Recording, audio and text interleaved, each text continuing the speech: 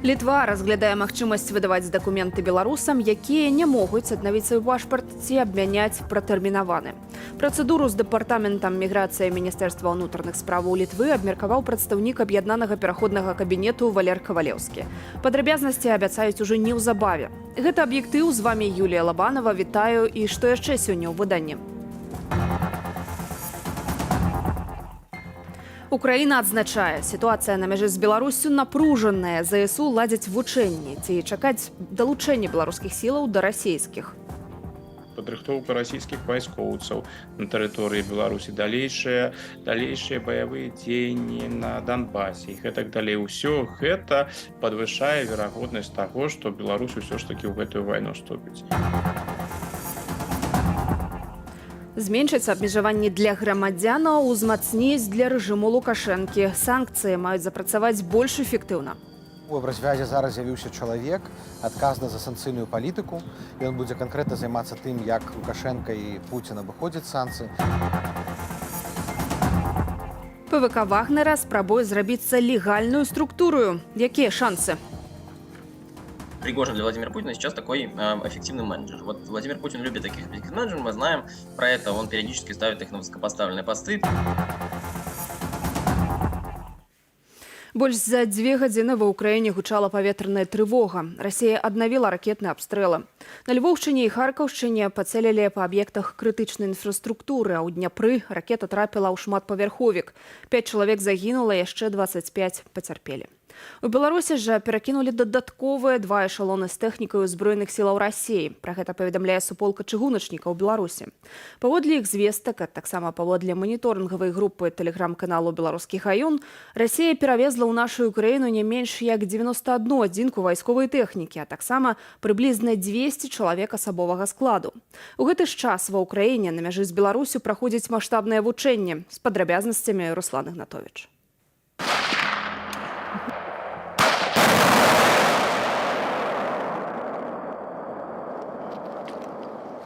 Вось так гэтымі днямі праходзяць вучэнні ўкраінскіх вайскоўцаў на мяжы з Беларусю. Сітуацыя максімальна набліжаная да рэальных баявых дзеянняў. Вы самі бачылі, гэта былі не імітацыі выбухаў, а сапраўдныя. Гэта было зроблена для таго, каб асабовы склад адчуў выбухі на сабе, каб яны былі псіхалагічна гатовыя весці агонь і не разгубіцца. Паводле прэс-афіцэра валынскага памежнага аддзялення Маргарыты Вяршынінай, на гэты момант сітуацыя на мяжы з Беларусю кантраляваная, але пры гэтым напружаная. Ми враховуємо все, що відбувається по той бік. Мы улічваем усё, што адбываецца па той бок мяжы. Выведныя падраздзяленні сочаць за сітуацыяй. Таксама актыўна ўмацоўваем абарончыя пазіцыі на самой мяжы і паблізу мяжы. Паводле звестак генеральнага штабу ЗСУ, Расія пад выглядам вучэнняў павялічвае авіяцыйныя кампаненты ў Беларусі. У вайсковым ведомстве кажуць, што апошнімі днямі на аэрадром у Мачулішчах перакінулі сама меней 10 верталётаў Мі-8 і Мі-24. Найбліжэйшым часам чакаецца прыбыццё ў нашу краіну аператыўна-тактычнай авіяцыі узброеных сілаў Расіі.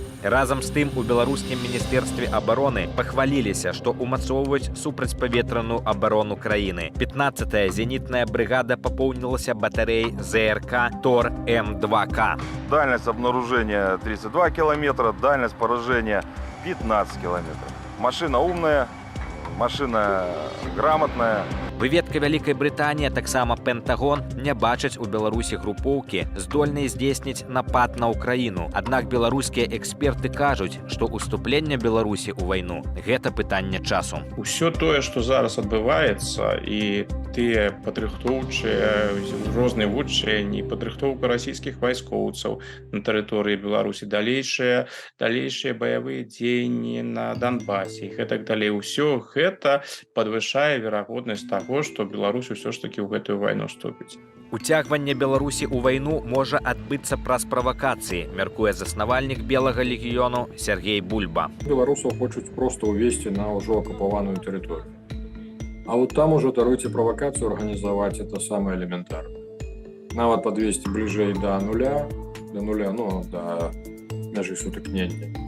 И, скажем, просто подставить то самое белорусов под удар украинской арты, и просто свою артой накрыть и сказать, что украинцы. У выпадку атакі Расіі да Беларусі з поўначы ЗСУ абяцае даць магутны адказ. Будут задействованы все средства поражения, которые есть на балансе в украинской армии. Естественно, они белорусско-российские колонны, которые будут заходить в Украину, они будут уничтожаться на всю глубину, на которую достают наши средства поражения. Днямі журналіст Радыё Свабода паведаміў, што на запад Украіны еўразвяз не улучшыў Беларусь у апошні пакет санкцыяў за саўдзел у расійскай агрэсіі. Аднак ва ўкраінскім МЗС гэтую інфармацыю зняпраўдзілі. Разам з тым, паводле агенцтва Reuters, Захад неўзабаве ўвядзе новы 10-й пакет санкцыяў супраць Беларусі, каб перакрыць Расіяй магчымасці абыходзіць ранейшае абмежаванне. Мяркуецца, што гэты пакет будзе прыняты да гадавіны поўнамасштабнага ўварвання Расіі ва ўкраіну. Руслан Ігнатовіч, Белсат. І ў працяг тэмы санкцыяў. Чарговы пакет супраць Беларусі пакуль толькі плануюць увесці, а вакол яго ўжо ўзніклі спрэчкі. У тым ліку няма адзінай думкі наконт эфектыўнасці захады. Чаму дзейныя санкцыі не працуюць на 100% і ці варта лічыць абмежаванні чароўнай палачкай для змены рэжыму Лукашэнкі? Мы запыталіся ў галоўнага дарадцы Святланы Ціханаўскай і Франы Кавячоркі. У санкцыйнай палітыцы самая важная паслядоўнасць. Калі з аднаго боку вы выступаеце за візавыя баны супраць беларусаў, а потым кажаце, што магчыма не варта ціснуць Лукашэнку, таму што ён будзе бліжэй да Расіі, у гэтым ёсць нейкі рассінхрон, і гэта дазваляе Лукашэнку нейкім чынам маніпуляваць, абыходзіць санкцыі.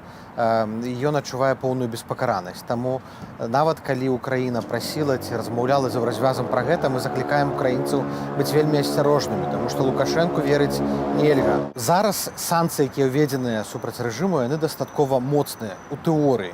Але ёсць праблема з іх рэалізацыяй, таму што ёсць шмат лазеек для іх абыходу. Часта кампаніі выкарыстоўваюць трэція краіны, як Кыргызстан, Казахстан, ці тую ж самую Расію. Многія санкцыі, напрыклад, маюць частковае пакрыццё. Хоць у тэорыі на паперы павінны быць эфектыўнымі, але на практыцы яны працуюць на працэнтаў 50-70. І таму ў развязе зараз з'явіўся чалавек, адказны за санкцыйную палітыку. Ён будзе канкрэтна займацца тым, як Лукашенко і Пуцін абыходзяць санкцыі, і ён гэтыя лазейкі будзе спрабаваць адкрыць. Проста санкцыі не памяняюць сітуацыю, але ў камбінацыі з падтрымкай палітычнай, дыпламатычнай, фінансавай яно будзе працаваць. А зараз мы бачым, што ёсць перакос у бок санкцыяў і не хапае дастаткова падтрымкі. Таксама ёсць санкцыі, якія неэфектыўныя. Яны не маюць, можа быць, і сэнсу. Это санкцыі супраць пасажырскіх перавозак. Мінгарвыканкам зацвердзіў сёлетні бюджэт сталіцы. Адпаведнае рашэнне апублікаваў нацыянальны прававы інтэрнэт-партал. Выдаткі складуць больш за 9 мільярдаў рублёў, а даходы будуць амаль на 370 мільёнаў рублёў меншыя. Асноўнае паступленне сродкаў маюць адбыцца за кошт падаткаў. Сярод лідараў структуры выдаткаў аховы здароўя на гэтую галіну чыноўнікі вылучылі больш за 2 мільярды рублёў, значная частка з якіх пойдзе на фінансаванне медычнай дапамогі насельніцтву. Выдаткі на адукацыю будуць амаль на 20% меншыя. Больш за мільярд рублёў пойдзе на жыллёва-камунальную гаспадарку і будаўніцтва. На гэтым фоне выдаткі на суды і сілавікоў выглядаюць не такімі істотнымі, амаль 62 мільёны рублёў. За кошт сталічных сродкаў папоўніцца і рэспубліканскі бюджэт. У яго ў Мінгарвыканкаме вырашылі ўкласці амаль 2 мільярда рублёў. Мінабароны Украіны паведамляе пра цяжкія баі ў Салядары. Расійскі ж бок кажа, што горад ужо ўзялі байцы прыватнай вайсковай кампаніі Вагнера. Падобна, што кіраўнік вагнераўцаў Еўгеній Прыгожин асабіста зацікаўлены ў захопе Салядару. Якія мае мэты блізкі да Пуціна бізнесовец, высвятляў Валентин Васіленко. Правагнераўскія тэлеграм-каналы па-ранейшаму сцвярджаюць, што баевікі Прыгожина ўзялі ўкраінскі Салядар і раскручваюць вобраз прыватнай вайсковай кампаніі як эфектыўнай баявой машыны. Да поўнамаштабнага ўварвання ва ўкраіну яе чальцы паспелі засвяціцца ў канфліктах у Сірыі, Лівіі, Судане, Цэнтральна-Афрыканскай Рэспубліцы, Мазамбіку, Малі, а таксама на Донбассе. ЧВК Вагнера была такой небольшой организацией, можно сказать, что отставных военных. Сейчас же туда набирают и добровольцев, и, естественно, мы знаем все про вербовку зэков. и заключенные сейчас составляют большую часть ЧВК «Вагнера». Медыі паведамляюць, што ў прыватнай вайсковай кампаніі ўжо вярбуюць і асуджаных жанчын. Сваіх баевікоў Прыгожин актыўна піярыць. Заяўляе, што Мінабароны Расіі замоўчвае іхныя заслугі, ды спрабавала скрасці ў іх перамогу Салядары. У выніку вайсковае ведомства Расіі афіцыйна згадала пра вагнераўцаў. Што датычыць беспасярэдняга штурму гарадскіх кварталаў Салядару, акупаваных ЗСУ, гэтая баявая задача была паспяхова развязаная мужнымі і самаадданымі дзеяннямі добраахвотнікаў штурмавых атрадаў ПВК «Вагнер». Падобна, што перамога вагнераўцаў Салядары, рэальная ці выдуманая, важная для Прыгожина, каб умацаваць сваё становішча. Пригожин для Владимира Путина сейчас такой эффективный менеджер. Вот Владимир Путин любит таких эффективных менеджеров, мы знаем про это, он периодически ставит их на высокопоставленные посты, премьер-министра, значит, вот, например, такой же эффективный менеджер. Вот сейчас военный эффективный менеджер или человек, который производит впечатление такого эффективного, это Евгений Пригожин. В этом смысле, конечно, его политическое влияние растет, прежде всего, влияние Владимира Путина. Карыстаючыся прыхільнасцю Пуціна, Прыгожин можа дамагацца трансфармацыі ПВК Вагнера ў нейкую легальную структуру. И по сути своей превратиться в такого эффективного получиновника, да, занимать политическую некоторую позицию в руководстве какой-то структуры, которая под это будет создана, с одной стороны, с другой стороны, остаться, значит, независимым, относительно независимым субъектом, у которого есть одна из самых боеспособных боевых единиц в России. Некаторыя аналітыкі, у тым ліку заходнія, нават бачаць у Прыгожине імавернага пераемніка Пуціна. Міхаіл Комін, аднак, мяркуе, што правадыр вагнераўцаў наўрад ці зможа сканцэнтраваць для гэтага досыць сілаў і ўплыву. Валентин Василенко, Белсат. На аператары газавых сетак Літвы прадпрыемстве «Амбрэ-Грид» не разглядаюць версіі дыверсіі на магістралі. Самую верагодную прычыну здарэння называюць тэхнічную аварыю, зазначыў гендырэктар прадпрыемства Няманас Бікнюс. Пасля агляду месца выбуху адмыслоўцы дапусцілі, што адзін са швоў на месцы стыку трубаў быў парушаны. Інцыдэнт на газаправодзе, які быў пабудаваны яшчэ ў 1978 годзе і злучае Літву з Латвіяй, адбыўся ўчора ўвечары. Пацярпелых у выніку выбуху няма. І да іншай тэмы: хлопчыку блакітную коўдрачку, дзяўчынцы ружовую, хлопчыку машынку, дзяўчынцы ляльку. Маладзёну тэхнічная спецыяльнасць, а дзяўчыне гуманітарная. Такія стэрэатыпы распаўсюджаныя ў грамадстве. А што, калі дзяўчына захоча стаць айцішніцаю? Пра перашкоды на шляху жанчыны ў галіну IT і спосабы іх пераадолець наш наступны матэрыял. Першым праграмістам у свеце лічыцца жанчына, англійскі матэматык Эйда Лаўлейс. Але сёння жанчын у галіне IT няшмат. Пасля школы я паступала не адразу на тэхнічную спецыяльнасць. Нашая гераіня атрымала педагагічную адукацыю, лагапед-дэфектолаг. У першы ж год працы ў дзіцячым садку яна перавучылася на вечаровым аддзяленні на тэхнічную спецыяльнасць у БНТУ і пачала кар'еру з працы вярстальніцы сайтаў. Гэткія пасады часта займалі жанчыны. Потым, калі я больш накіроўваўся ў бок праграміравання, тады гэта таксама мянялася, і вось калі пасля пераезда ў Германію у большасці кампаніяў, дзе я работала, я была одна дзяўчына інжынер у мужчынскай камандзе. Але часта беларускі, якія хацелі б стаць айцішніцамі, не наважваюцца на гэткі крок. Каб высветліць, чаму сярод беларускіх айцішнікаў мала жанчын, Цэнтр гендерных даследаванняў Еўрапейскага гуманітарнага універсітэту ў рамках праекту Women in Tech правёў даследаванне «Беларускі на шляху ў IT. Міфы, страхі, перашкоды». Часцей за ўсё па нашым даследаванню гэта сапраўды праца стэрэатыпаў. Яна стварае агрэсіўнае мужчынскае асяроддзе, якое не прымае жанчын.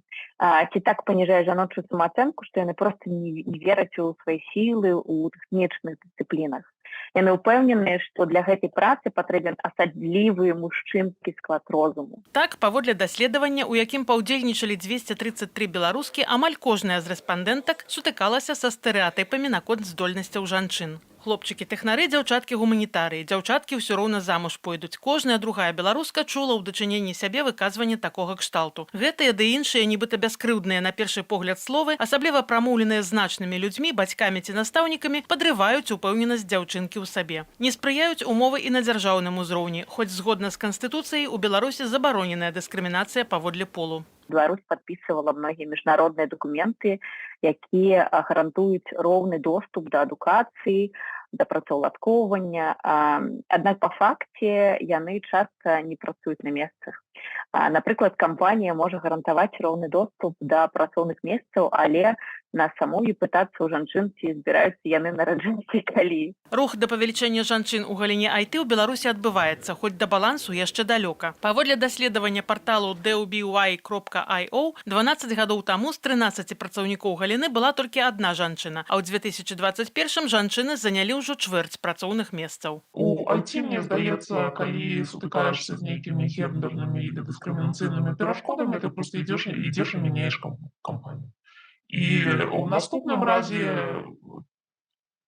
ты глядзіш на нейкія маленькія культурныя прызнакі, якія табе гавараць, ага, у гэтай кампаніі гэта магчыма быць. Тым жанчынам, якія толькі спрабуюць увайсці ў гэтую галіну, часам дастаткова простага падтрымання блізкіх да аднадумцаў, напрыклад, паспяховай суайчынніцы ці аплаты навучання. Так, на бясплатны курс праграмы Women in Tech летась у кастрычніку запісаліся 500 беларусак. Ірына Дарафейчук, Белсат.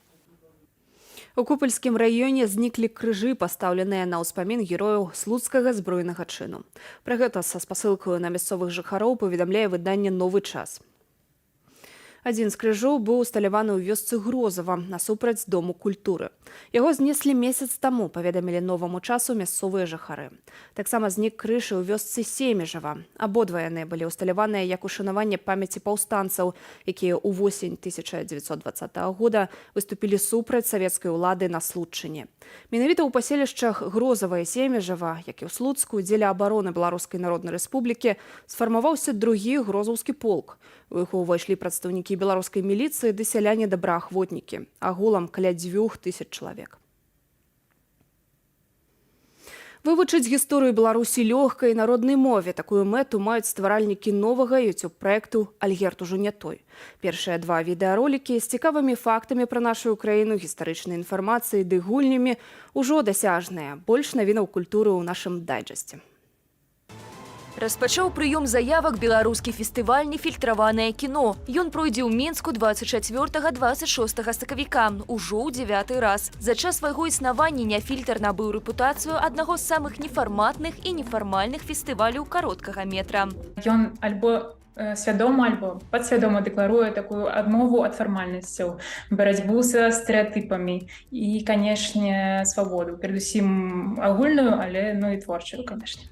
Канцэпцыя «Нефільтру» простая. На першым плане стаіць фільм, нягледзячы на яго якасць і фестывальнасць. Гэта адзін, як на мой густ, самых вынаходлівых і атмасферных кінафестываляў беларускіх, які заўсёды ўмеў абыходзіцца без аніякай падтрымкі, ці то спонсараў, ці то дзяржавы, і пры гэтым прапановаў гледачу цэлы стос вышшталцоных канцэптуальных падборак кароткаметражыку, якія траплялі пераможцы канскага, венецыянскага, берлінскага кінафестывалю. Фестываль прадугледжвае конкурсную праграму. Журы абірае найлепшы фільм у кожнай секцыі: ігравой, эксперыментальнай, дакументальнай і гэтак далей. Рэгламент і пакрокавую інструкцыю для падачы заяўкі можна знайсці на сайце фестывалю.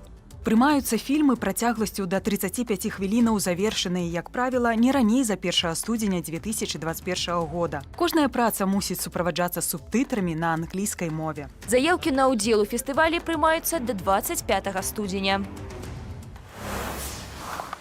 Меня задержали вместе с братом 29 августа в троллейбусе после женского марша. У Варшаве аднавіліся паказы спектаклю «1,8М». Яго можна пабачыць на сцэне новага тэатру, папулярнай сярод польскай інтэлігенцыі культурнай пляцоўкі. Дзякуючы таму, што шмат эмігрантаў з Беларусі, з Украіны, з іншых краін. У нас шмат нашых гледачоў, але збольшага туды ходзяць якраз не беларусы, таму што яны не ведаюць нічога, альбо дзесьці штосьці чулі і прыйшлі даведацца, што дакладна было. Czasami mi się wydaje, że o wszystkim zapomniano. Спектакль заснаваны на тэкстах палітычных зняволеных, з якімі яны выступалі ў судах, або якія прайшлі цэнзуру і трапілі за кратаў у рукі сваякоў ці знаёмых. Адгучаўшы на сцэне 2 польскіх тэатраў галасы сумленных беларусаў, у хуткім часе разнясуцца з французскіх падмосткаў. Як толькі мы зараз скончым гэтыя спектаклі, сёння і заўтра апошнія, то мы адразу едзем у лютым на гастролі по Францыі з гэтым спектаклем. У нас там будзе 7 спектакляў. Паглядзець 1,8М у Парыжы і Рэмсе можна будзе з 7 до 19 лютага. У Беларусі праз рэпрэсіі праходзяць не толькі людзі, але і кнігі. Суд цэнтральнага раёну Менску прызнаў экстрэмісткімі 12 выданняў па гісторыі. Літаратура, якая прызнаецца экстрэмісткай, то гэта перадусім кнігі, якія маюць сапраўды, як вы сказалі, дачыненне да гісторыі, дачыненне да нацыянальнай культуры, да ўсяго нацыянальнага, да ўсяго беларускага. І сёння адбываецца знішчэнне гэтага нацыянальнага, усяго таго, што не ўпісваецца ў канцэпцыю рускага міру. Сярод тых, што трапілі пад забарону, кнігі Анатоля Тараса, Вадзіма Дзеружынскага, Леаніда Лыча, Віктара Суворова ды іншых. У кожнай з іх закраналася тэма вялікай айчыннай вайны. Трэба сказаць, што гэта не новая для Беларусі сітуацыя. Падобнае было і ў 30-е гады 20-го стагоддзя, калі савецкія ўлады знішчалі тое, што паспела расквітнець да 30-х гадоў. Што сёння адбываецца вайна супраць свайго народу, супраць сваёй краіны, і чыноўнікі і судовыя ўлады тут выступаюць своеасаблівымі калабарантамі акупацыйных уладаў. Ствараць чорныя кніжныя спісы пачалі адносна нядаўна. За гэты час экстрэмісткімі прызналі працы такіх вядомых беларускіх пісьменнікаў, як Уладзімір Арлоў, Альгерд Бахарэвіч, Максім Гуруноў ды іншыя. Наста Печанькова, Белсат. У аб'ектыве гэта ўся інфармацыя. Больш навінаў у нашым тэлеграме і на сайце belsat.eu. Заўтра ж у праграме «Тыдзень» глядзіце эксклюзіўныя матэрыялы з Украіны. Наш калега Алесь Баразенка паразмаўляў з параненым байцом палка Каліновскага, што цяпер стаіць на абароне Бахмуту, а таксама пабываў на пазіцыях украінскіх войскаў у Жытомірскай вобласці на украінска-беларускай мяжы. Я ж, Юлія Лабанова, развітваюся са спадарствам, зычу спакойнага вечара і добрых выходных. Да сустрэчаў.